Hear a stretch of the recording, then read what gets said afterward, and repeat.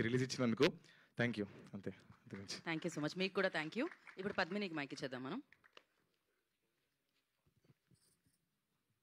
అందరికీ నమస్కారం అండి. నేను అంజలి రోల్ చేశాను ఈ ఫిల్మ్లో.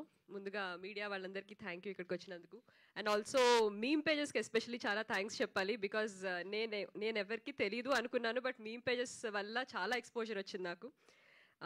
First of all I would like to thank Shravani.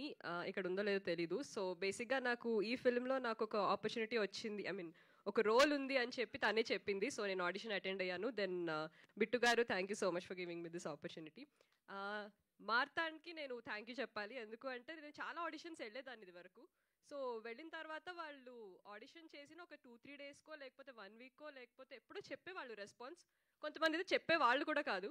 కానీ మార్తాండ్ నాకు ఆడిషన్ తీసుకున్న వెంటనే యూఆర్ సెలెక్టెడ్ ఫర్ అంజలి అని చెప్పారు. Thank you so much for that.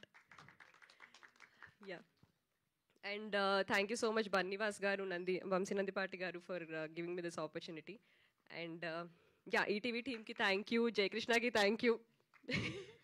He was totally an entertainer on screen and off screen also. Off screen కూడా మేము చాలా నవ్వుకుంటూ ఉండేవాళ్ళం.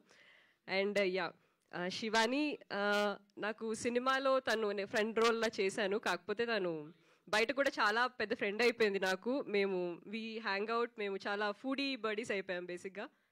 అండ్ మౌలి గురించి నేను చెప్పాల్సిన అవసరం లేదు, అందరికీ తెలుసు already. So yeah, thanks to the whole team, thanks to ETV and thanks to media once again. Thank you. పాపం ఎవ్వరూ చెప్పాల్సిన అవసరం లేదు అని ఏమీ చెప్పట్లేదు మౌలి గురించి అయితే. ఇన్న ఫీలింగ్ అది మౌలిది. అండ్